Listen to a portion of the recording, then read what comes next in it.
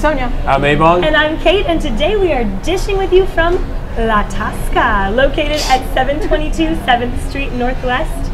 All of this Spanish food is making me very spicy. You both should be like wearing flamenco dresses or something. I'll have the guitar. And we can't wait to get into all this. I mean, the muscles, look at the muscles. I know. Right here, beautiful. Oh, look at nice. this. Look at this. Worked so hard for these. Our guest today is Robertas Kupstas. Kupstas. That's right. And but you also go by Robert Bila. Robert Bila as well. So I don't understand. You're a man with two names. Can you tell us why that is? A dual life. Yeah, you're not a secret agent, are you? Well, not He's anymore. a secret agent of music. Not anymore. Not quite. No, I'm an aspiring diplomat. I work at the State Department.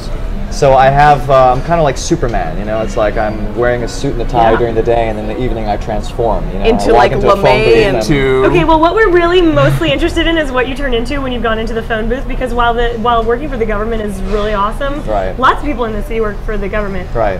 What do you turn into when you go in the phone booth? So I'm a singer. I'm a pop music singer. You're not a pop music singer. You were on I'm a pop star. You're a pop star. You're the original pop star. In the Yes. United States, we have American Idol, but before that, we had it's Eurovision. Right, Eurovision. Right. I was on Eurovision. Which most people, but I know all about because ABBA won Eurovision in 1974. So I know all about that. So when I heard you were going to be on the show today, I almost fell out of my chair. Yeah. Because 74? Eurovision is huge. It's all the European countries send their musicians and they perform live. Tell us all about Like a it. huge American Idol. Well, I mean, it's really been a roller coaster for me. My career, I did a lot of music singing on song contests in Lithuania since I was a kid. My big break was in 2005 when I was on a reality show. And it was a very intense experience. I mean, it was the most popular TV show in the history of the country. Everyone was watching it. 3 million people basically tune into it every evening. And I was sealed into a house with 8 strangers. I was brought in the middle of the show. You were on Lithuanian Big Brother? It was like the ultimate Big Brother. It was Big Brother, but American Idol put together. Oh, wow. So we lived together, but we sang on the weekends. Oh wow! Yeah, okay. And so it was just intense. And so I had a lot of actually negative marketing by the journalists because they wanted to brand me, and how they branded me was I was the American. Oh. You know, I was the outsider. You know, and everyone wanted to put me down. Everyone thought, you know, I was like this no-talent American who wanted to come to this European backwater, you know, to just show off and like become famous because he couldn't make it back in America. That's the way it was framed. But turns out you're actually... But I actually made friends. I was actually not an outsider because I'm just as much American as I'm Lithuanian. So people couldn't tell the difference. I have no accent. And I just had a wonderful time. I mean, it was one of the most intense experiences of my life. So did you last on this show? I mean, were you one of the final ones in the house, or did you get booted off? No, I really had no chance. So they set you up to fail immediately. Right, they did. Because you're American. Well, because I was American, they really brought me on for a conflict. And even though, I mean, you know, I could sing and all of that, but they were more interested in just creating, you know, a big mid-show hoopla type of thing. And the way reality shows go in Lithuania is that if you're not brought in the beginning of the show, you're kind of in a bind because people, the audience already makes up their sympathies in the beginning of the show. So I was brought in the middle, and and also the contestants themselves have a big say in who gets voted off, and they were all like friends, you know, by the time I was brought in, and so they were basically saying, you know, we're just gonna kick the new guys out because, you know, we've been here for months, you know, like why should these guys, you know, be so close to the finish line, you know? Right. So. But it was great. I mean, everyone else that was new got kicked out after the first week.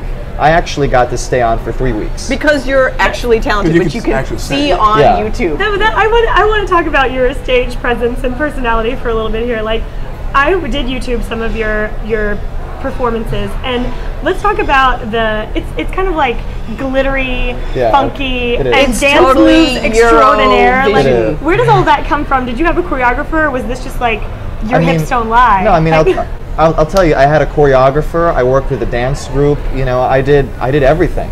You know, and it was. Did you write your own songs? Yeah, tell us about that. No, I've never written my own songs. It's something that I really want to do. I mean, I'm more of a performing artist, you know, so I work with producers, they give me music, you know, they see what I can do, and then I make my interpretation. You make it your own. Exactly. So do most pop stars go from being major big celebrities in Lithuania to like bigger celebrities in Europe and then move over to the United States? Like why? The Beatles. Yeah. Okay. Stones. I mean, what would have been the natural progression, and if you hadn't come over to work for the stage part? Well, see, this is the thing. Lithuanian language is only spoken in Lithuania. All my music was in Lithuania. And so it would have been difficult for me to break into other markets using the material that I already had. So there are a few artists that have been able to do stuff in Russia because, you know, the style of music is very similar, kind of in Eastern Europe and Russia. But for me, you know, there wasn't kind of a natural progression. I kind of hit a glass ceiling in terms of, you know, I was on all the TV shows, you know, I already had a couple of, you know, singles out on albums.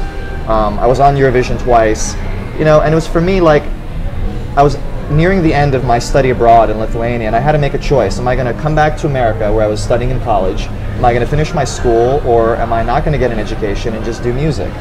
And I decided, you know, I can always do music, and I want to get an education, you know, because getting a bachelor's degree in America, you know, you can't go wrong. It gives you kind of this security. So when you go back to Lithuania, so this is how I became serious. Does everyone at the airport just like scream, "Oh my God, it's Robertas! It's Robertas!" Do they like go nuts? Well, maybe not so much now because I've been like disconnected for 4 years, but people still like will always look at me, you know, like They'll kids. give you that The look kids will, like- right. You mean when you go home? when you go Right, back to right. The Lithuania. kids will always come up and ask for an autograph and all that, you So know. cool. And you know, you'll always get glances at a restaurant and all that. So would you ever do American Idol? But it wasn't. I actually did try out for American you Idol did? in Chicago. Yeah. And differences, similarities? Well, the thing was, I mean, the way the auditions work is, I'm not so much of a vocal artist. I'm a performing artist. Right. Right, So which there's is a the big difference, yeah. There's a big difference. When you do the American Idol audition, you know, they line you up and you're given like 5 seconds to do something. And like, for me, I guess maybe I just didn't pick songs that like were vocally like, you know, really demonstrated my range.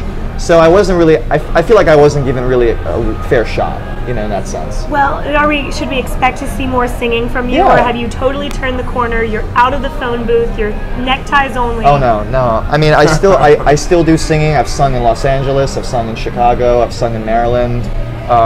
I still do. I still have a show, but it's in Lithuanian, so I usually do it for the Lithuanian communities. So what's next, though? Besides that, Yeah. how do you see yourself scaling and growing your definitely. brand as well as your music? Definitely. I'm working with a very talented musician here in Washington, D.C. who has opera singing, and we're going to be creating a program together. We're going to do some original music, and we're going to do some covers of some classical songs. We have a studio that I'm actually going to after this, and we're going to see. I mean, I'm working with a few people in Washington to get a few venues for us to perform, and maybe something will take off. Who knows? Run back to the phone booth and change. Right. Well, there we go. What an original pop star. Maybe we don't understand the words, but we certainly do enjoy the moves. Thanks so much for Thank you being very with much. us. Thank you. And as Yeah. always, thank you for being with us. Check back here next time and see who we're dishing with right here on the District Dish.